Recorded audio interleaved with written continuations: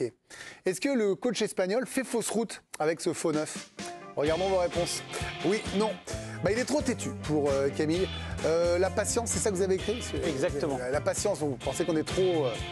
vous êtes trop sévère, bien sûr. C'est insupportable. Oui, mais bon, on va voir quand même. Non, mais... Ah bah voilà, c'est l'opposition pour Nabil. Bah oui, il fait fausse route pour Jérôme. Et oui, pour Raphaël Seboul. Giovanni, bon, je vais commencer par vous parce que je vous vois tendu, vous êtes là, il est à fond. Franchement, c'est... Non mais... Je suis exaspéré par ce que j'entends depuis hier.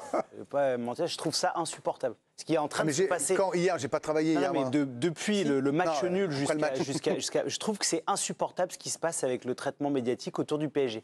C'est-à-dire qu'il y a 1 milliard de personnes qui ont réclamé à cette direction qatarienne d'avoir un projet où on donne les clés du camion à un coach, de laisser du temps pour qu'il s'installe et qu'il puisse travailler sereinement. Et donc, 3 mois après le début de la saison... L'an passé, je la mets de côté parce qu'il y a l'histoire de Mbappé. Voilà, le début de l'ère Enrique, c'est vraiment là. Puis l'an passé, ils font une demi-finale.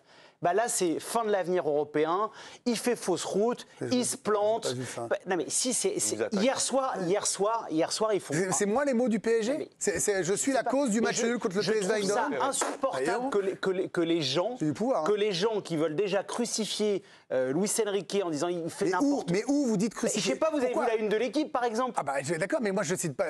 C'est pas moi qui fais la une. On a l'impression que Paris ils sont éliminés de la Ligue des Champions, qu'ils ont tout perdu parce qu'ils ont pas réussi. Parce que vous pensez qu'ils sont sur la route pour le top 8 là? Mais moi, j'en sais pour un rien. club qui était top 4 l'an dernier?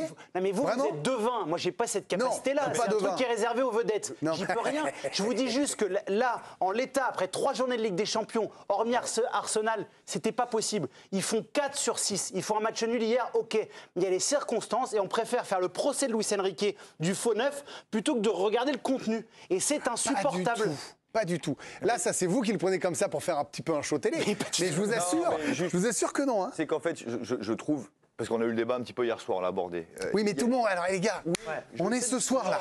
Greg, je sais. Revenez, ne me parlez pas des unes de l'émission d'hier. Soyez avec nous. Détendez-vous, moi je suis pas Joe.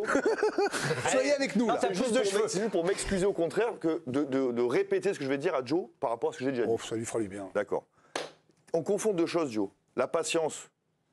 Moi, je suis d'accord avec le projet où on laisse le temps de s'installer à une équipe, à un coach et à un nouveau système. Projet. Et il y a le système que tu choisis qui est complètement obsolète, perdu, fini. Le faux neuf, ça a été une chimère pendant très longtemps et une équipe au monde y est arrivée relativement bien. C'est le Grand Barça avec des joueurs, je m'excuse, un tout petit peu différents de ceux que tu as aujourd'hui. Toi, Jérôme, tu as la certitude que toute l'année, il va jouer avec un faux neuf. Quand Gonzalo Ramos va revenir, toi, tu sais déjà qu'il va... Quand le petit, le grand s'est blessé, le neuf du PSG, Ramos. Oui. Qui a dit « j'en veux pas d'autres, tout va bien ». C'est lui qui l'a dit. Non mais c'est pas nous, c'est pas Greg, c'est pas l'équipe. C'est lui qui a dit ça va très bien comme ça. Je peux t'expliquer comment le vélo, pédale maintenant. Tu sais comment ça s'est passé en coulisses. Ils ont mis l'été dernier 80 millions d'euros sur Gonzalo Ramos, 90 millions d'euros sur Randal Colomwani et ils ont Marco Asensio. Dans l'idée de Luis Enrique, Ramos se pète, il a la solution, l'alternative Kangingli à Asensio et il a un autre vrai numéro 9 avec Colomwani. Si le PSG avait balancé 100 millions d'euros sur un nouvel attaquant cet été, on aurait dit ils font n'importe quoi. Pas de problème. Mais c'est-à-dire que faire jouer Colomwani à gauche sans le faire jouer autrement, c'est pas très malin. Non mais ça, il s'est planté, on est d'accord. Quand tu choisis Kangini en faux neuf, c'est une hérésie. Et c'est pas grave, c'est un choix qui en vaut un autre, mais pour moi, c'est une hérésie. C'est tout, c'est pour ça que quand... Faux neuf, si t'as quelqu'un qui peut jouer en faux neuf, je suis OK, mais tu l'as pas, ce joueur. C'est pas une hérésie, c'était une hérédivisie hier soir. Ah oui, il est bien. Pas mal. Pour les Pays-Bas, tout ça. C'est important. Pas mal. Très bien, J'ai tenté. Elle est pointue. Jérôme parlait du système choisi par Luis Enrique. Il faut aussi revenir sur l'histoire du mercato qu'il a choisi fin avril, alors que le sprint final est déjà lancé en championnat. Luis Enrique évoque le prochain mercato d'été. Et pour le boss espagnol, pas besoin d'envisager un numéro 9. Gonzalo Ramos, je suis très heureux d'avoir un jeune comme lui, avec déjà autant d'expérience. C'est bien d'avoir Gonzalo et Colomwani comme des spécialistes du poste de numéro 9. Tous les entraîneurs seraient ravis d'avoir ces deux-là. Tout ce qu'il faut, 2024-2025, nouvelle saison, mais toujours le même discours. Luis Enrique, qui a eu un renfort par ligne, va même répéter qu'il est très satisfait de son mercato d'été. Méthode Coué, ouvrez confiance. Toujours sur ce fameux rôle de 9, fin août, il n'y a pas de problème, mais que des solutions. Si vous regardez nos derniers matchs, on peut jouer avec un neuf comme Gonzalo Ramos, Randal Kolo Muani, Marco Asensio, Bradley Barcola ou encore Ousmane Dembélé. Mais d'autres peuvent aussi jouer là. Warren Zaïre-Emery, Achraf Hakimi, Vitinha, Fabian Ruiz, Joao Neves, Désiré Doué. Ça en fait 10. J'ai beaucoup d'options et je suis content. Comme le disait Jérôme, le problème, c'est la blessure de Gonzalo Ramos, victime d'une entorse ligamentaire dès le premier match du championnat. Ça se fait sentir, son absence en Ligue des Champions. Son retour n'est pas envisagé avant mi-novembre et cette absence devient un caillou de plus en plus gros dans la chaussure de Luis Enrique. Pourtant, c'est bien lui qui a été le maître du jeu. Il l'a encore avoué. Depuis que je suis arrivé au PSG, même avec le mercato déjà débuté, j'ai eu une influence. On n'a pas pris un seul joueur sans que je n'ai donné mon avis. Une autre chose est de savoir si je les ai fait progresser. Et c'est peut-être ça la question. A-t-il fait vraiment progresser ces joueurs ou les utilise-t-il bien? Alors non, une vraie question parce que tout s'entend, hein, j'entends même ce que vous êtes en train de dire, Giovanni. Mais Nabil et Swan, moi je veux bien. Oui. Vous avez joué Gérone et le PSV, vous avez un calendrier de feu, vous n'avez que 4 points. Il y a un moment, c'est vous faites fausse route. Moi, mon point, j'ai mis 50-50, c'est pas pour être dans une zone grise, c'est qu'il y a un moment où si vous rembobinez le fil du match, et je crois que Giovanni, t'as apprécié quand même des choses que t'as vues hier. Moi, les 25 premières minutes, je me suis régalé. Moi, j'ai trouvé que les 25 premières minutes, c'était très bonne. Mais c'était très bon, mais il faut marquer à un moment. Oui, mais en fait, c'est juste un truc. À un moment, quand vous êtes coach, votre travail, c'est de mettre vos joueurs dans les meilleures dispositions et de faire en sorte, notamment, de leur donner un socle pour ce qui se crée des occasions. Après, il y a un moment où quand les joueurs mettent pas les occasions, est-ce que c'est de la faute du coach ou est-ce que c'est de la faute des gars, ou du gars en l'occurrence, qui fait qu'il n'y a pas 2-0 au bout de 25 minutes. Moi, c'est ça qui me dérange par rapport au match d'hier, parce que, sincèrement, après une demi-heure, hier, le PSG doit avoir plié le match, et c'est pas de la faute de Luis Enrique si Dembélé met pas ses buts. Ça aurait été un génie avec le foot. Mais depuis quand Dembélé, c'est un finisseur? Mais ça, c'est pas. Mais les occasions, ils se sont créées. À un moment, Dembélé, il s'est joué au football, il doit les mettre, ses ballons. Mais il en rate 1000 par an depuis 10 ans, des comme ça. Et je ne vais même pas parler que Dembélé. Il y a des moments où je trouve que Bradley Barcola, qu'on encense à juste titre depuis le début de la saison, en finition, il doit faire mieux. Moi, mon problème, c'est que sur la première demi-heure du PSG, le coach, il doit faire en sorte que l'équipe soit dangereuse, et l'équipe, elle a été dangereuse, et les buts, ils n'ont pas été mis. Par contre, mon autre partie du 50, c'est que, en effet, quand à deuxième mi-temps, quand tu pousses, ta stratégie majoritaire, c'est que Hakimi, qui te sauve un peu le match, il multiplie les centres. Dembélé a fait quelques bons centres aussi et que tu n'as personne dans la surface. Là, après. Barcola avec un mètre de retard. Non, mais après, Greg, là, 9 ou pas. Quand Guingli n'a pas touché un ballon dans la surface. 9 ou pas faux 9, il y a un moment où si tu multiplies les centres, il faut qu'il y ait des gens dans la surface. Quand Guingli n'a pas touché un ballon dans la surface de réparation. Un vrai faux 9, là. Là, il s'entête. Non, là, c'est bon 8.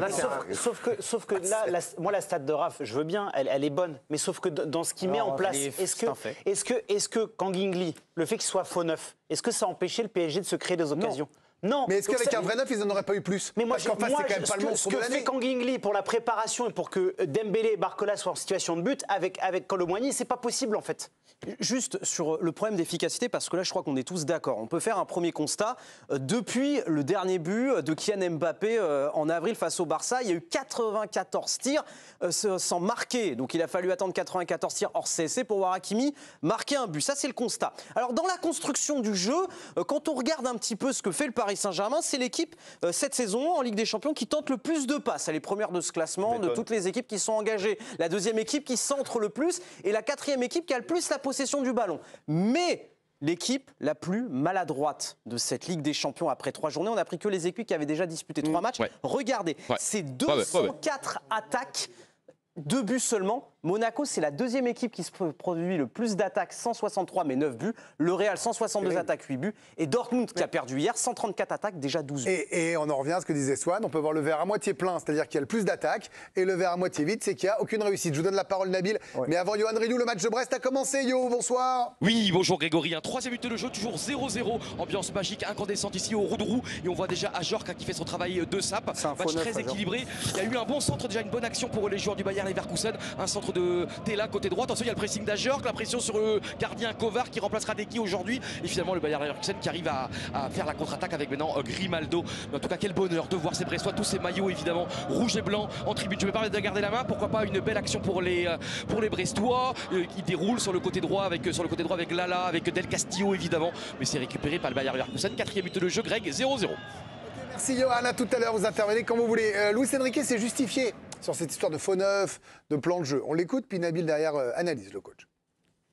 C'est comme ça que fonctionne le football professionnel. On est une équipe, chaque joueur ne peut pas jouer dans sa position favorite. Lee doit s'adapter au jeu de l'équipe. Quand on signe au Paris Saint-Germain, on ne peut pas dire « je ne veux jouer qu'à ce poste-là ».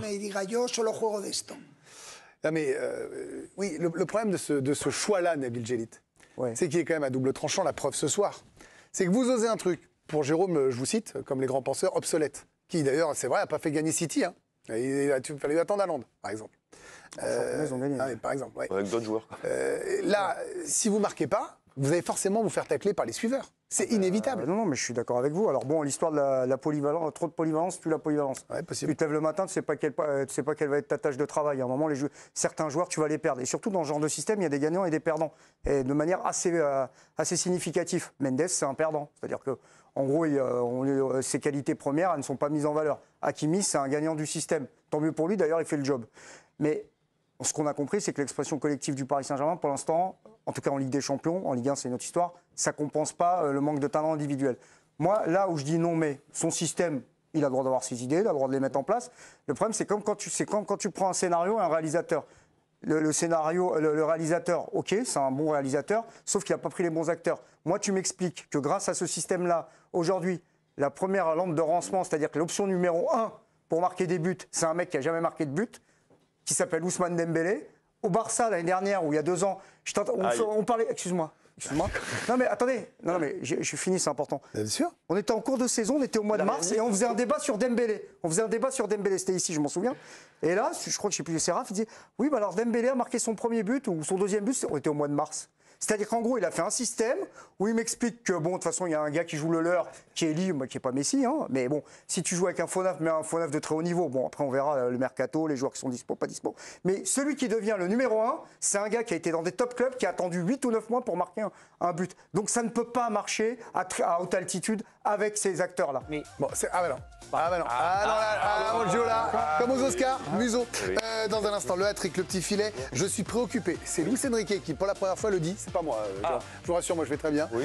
Est-ce que ce PSG a encore un avenir européen? Allez, pas le top 24, mais pas inquiet pour la qualif, mais à très haut niveau. Et puis, on suivra le match de Brest avec Johan et on revient dans un instant.